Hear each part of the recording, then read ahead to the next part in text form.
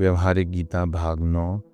निर्माण मोहाजित संग दोषा अध्यात्म नित्या विनिवृत्त कामः द्वंद्वैर्विमुक्ताः सुख दुख संगैर गच्छन्त मूढ़ाः पदमव्ययम् तत्। 15वां अध्याय 5वां श्लोक। यह साधना पंचकम है। 5 बातों से मिलकर आध्यात्मिक साधना होती है। निर्माण मोह, जिसका मान और मोह नष्ट हो गया। हम मान मोह में ही फंसे रहते हैं। मान का अर्थ है नापना, जैसे 5 महानगरों का तापमान, दूध का मान लीटर, कपड़े का मान मीटर इत्यादि। जब हमने अपने आप को देह मान कर रखा है, तब हम निर्माण नहीं मानवान हैं। आपकी उम्र कितनी है? पिछले 40 साल से 16 वर्ष की हूँ। हमने अपने आप को काल में नाप लिया। आपका वजन कितना है? 2 टन। हमने अपने आप को वस्तु में नाप लिया। आपकी लंबाई कितनी है? चौड़ाई कितनी है? 4 फुट लंबाई, 6 फुट चौड़ाई। तो हमने अपने आप को देश में नाप लिया। देहात्म भाव बंधन नहीं है। बंधन ये है कि मैं देह हूँ, वह देह मैं नहीं हूँ। यहाँ से संसार शुरू होता है। या तो सभी देह को अपना मानो या किसी भी देह को अपना नहीं मानो। जैसे हमारा अपनी देह से स्वाभाविक प्रेम होता है, जैसे ही वह अन्य देह को अपना मानो तो उसके साथ स्वाभाविक प्रेम होगा। जैसे माँ का अपने बच्चों के प्रति प्रेम होता है, क्योंकि उसको पता है ये बच्चा मेरा ही विस्तार है। यही विस्तार जब उसके सबके साथ हो जाएगा, तब सबके साथ स्वाभाविक प्रेम होने लगेगा। सर्वात्म अनुभूति की स्थिति होनी चाहिए, सर्वात्म भाव नहीं। ये भावना नहीं, अनुभूति है। भावना घट बढ़ सकती है, अनुभूति स्थिर होती है। निर्माण मोह, हमने अपने आप को देह मानकर रखा है। इस देहात्म भाव से निवृत्त होने के लिए जो कुछ भी करेंगे वो आध्यात्मिक साधना है। भगवद गीता के 6ठे अध्याय में भगवान परमात्मा की उपलब्धि का वर्णन करते हैं। वहाँ कहते हैं, जितात्मनः प्रशांतस्य परमात्मा समाहितः शीतोष्ण सुख दुखेषु तथा मानापमानयोः। 6ठा 7वां श्लोक। जीवन में आने वाले द्वंद्व के कारण जिसके अंतःकरण का संतुलन नष्ट नहीं होता, उसको परमात्मा मिल गए हैं। इसको ऐसे समझो, आंखें लाल, हरा, नीला, पीला सभी रंगों को देखती हैं, उनसे प्रभावित नहीं होती, केवल रंगों को प्रकाशित करती हैं। ज्ञान हमेशा प्रकाशित करता है, प्रभावित नहीं। जो प्रभावित होता है वह अज्ञान है। छोटे से पानी के डिब्बे में गंदगी हो तो बदबू आती है। समुद्र में पूरी दुनिया की गंदगी जाती है, समुद्र को कोई फर्क नहीं पड़ता। छोटे से सरोवर में पत्थर डालो तो तरंग उठेंगी। समुद्र में पूरा जहाज डूब जाए तब भी कोई तरंग नहीं उठती। जहाँ पूर्णता है वहाँ कोई प्रभाव नहीं। अनंत में न कुछ जोड़ा जा सकता है, न घटाया जा सकता है।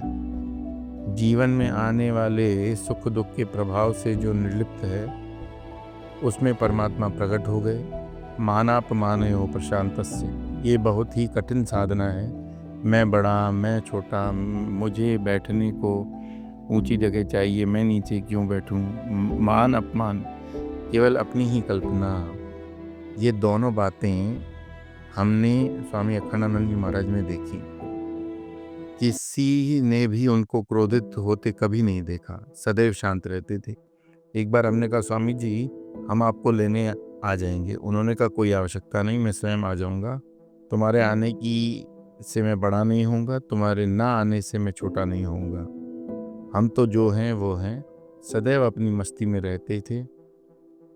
यदि अपना बड़प्पन सम्मान पत्र पर अवलंबित है तो दारिद्र्य है। मान अपमान का चक्कर हमारे अंतःकरण से निकल जाए तो जीवन में मस्ती चढ़ जाती है। कोई अपना नहीं, कोई पराया नहीं। भगवान शंकराचार्य इस दुनिया का प्रारंभ करते हैं। ये दुनिया क्या है? विश्वम पश्यति कार्य कारणतया क्व स्वामि संबंधतः शिष्याचार्यतया तथैव पितृपुत्राद्यात्मना भेदतः। तो अपनी जागृति व य एष पुरुषो माया परिभ्रमित तस्मै श्री जगतमूर्तये नमः इदम श्री दक्षिणामूर्तये। दक्षिणामूर्ति स्तोत्र का 8वां। यहाँ कार्य कारण आ गया, जहाँ कार्य कारण आ गया वहाँ दुनिया शुरू हो गई। हम स्वामी हैं, ये नौकर हैं। यहाँ दुनिया शुरू हो गई, मैं गुरु, बाकी सब चेले।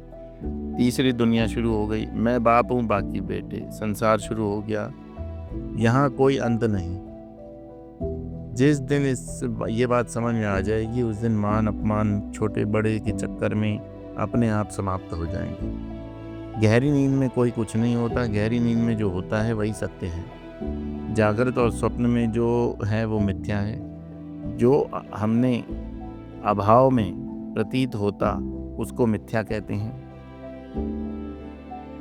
जैसे मृग तृष्णा, वो एक परिस्थिति विशेष में ही देखी जाती है। सुबह शाम या रात नहीं देख सकते।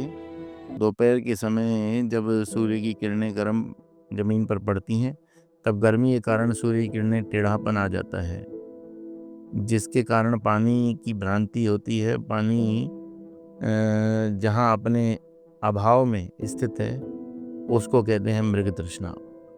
रूप रंग की उपलब्धि तभी होती है जब आंखें काम कर रही हैं और इसके पीछे मन हो। जब स्थूल देह के साथ तादात्म्य हो तभी जागृत अवस्था की उपलब्धि होती है। यदि स्थूल देह के साथ तादात्म्य नहीं होगा तो जागृत अवस्था की उपलब्धि नहीं होगी। इसलिए जागृत अवस्था मिथ्या है।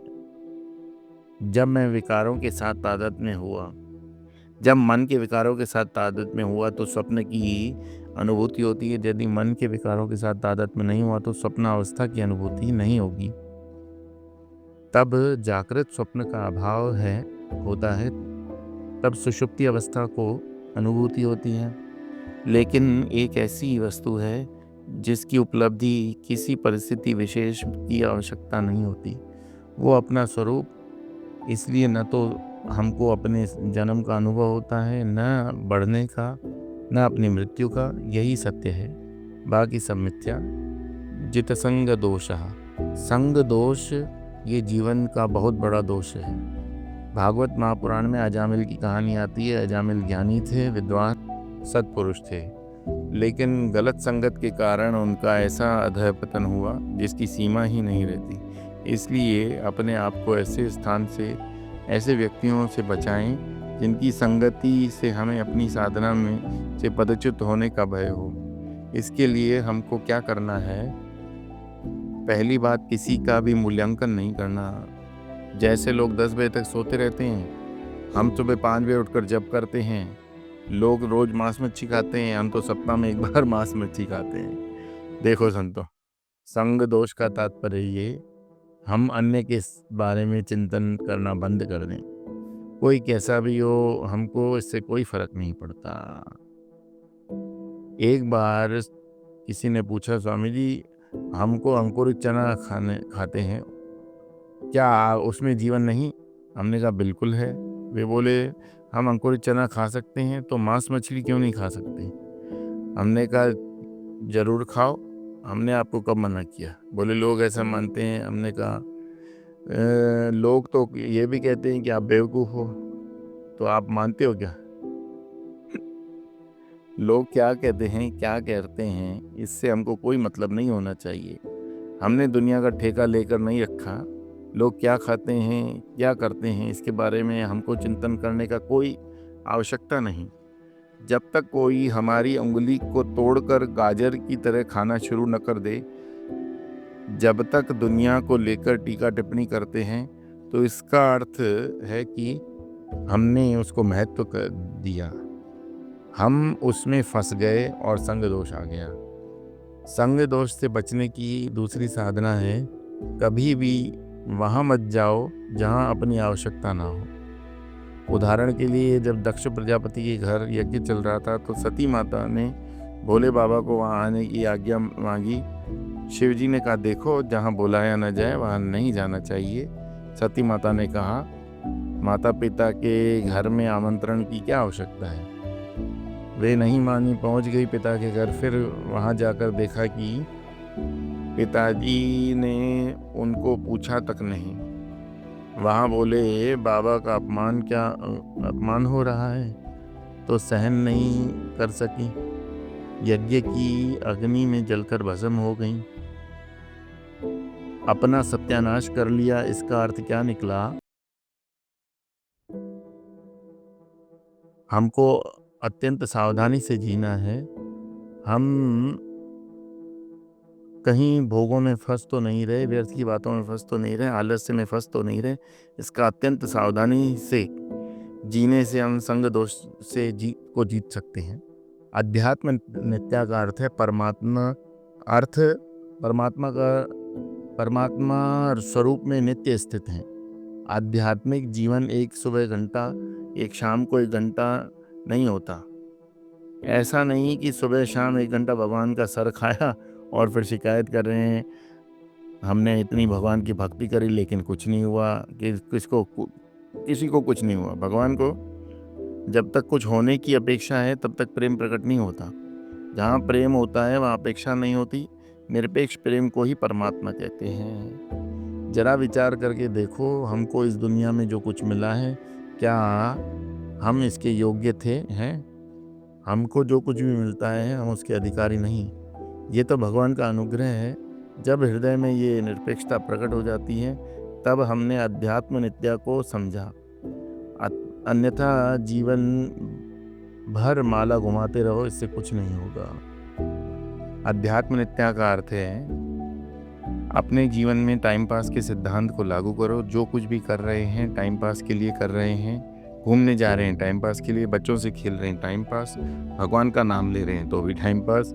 हर समय हर काम टाइम पास के लिए करो, मन एकदम शांत रहेगा।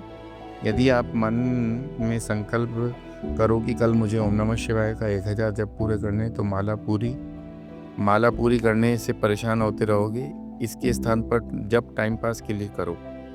मेरे पास आधा घंटा का समय है, अब आधा घंटा प्रेम से भगवान का नाम लेना। गिनती की कोई चक्कर नहीं, किसी को कुछ सिद्ध नहीं करना कि मैंने इतना जप किया, भगवान के प्रति प्रेम बढ़ना चाहिए। एक आधा घंटा प्रेम से भगवान का नाम लेने का स्वभाव बन जाए तब उसको 1 घंटा बढ़ाओ।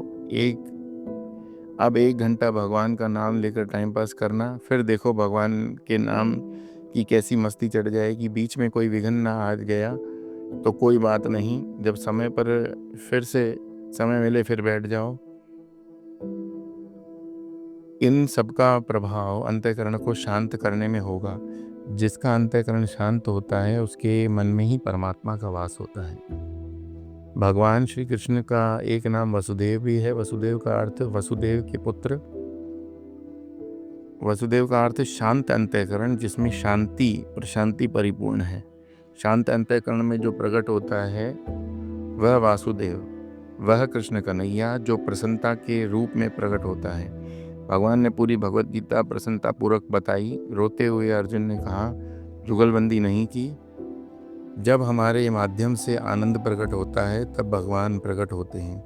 इसलिए आनंद की प्राप्ति कभी प्रयत्न मत करना, आनंद को प्रकट करने का प्रयास करना। इसके लिए क्या साधना है? पहले झूठ मूठ कहो, कितनी परेशानी में हो, कोई पूछे तो कहो, उसको कहो कि अरे यार एकदम बढ़िया।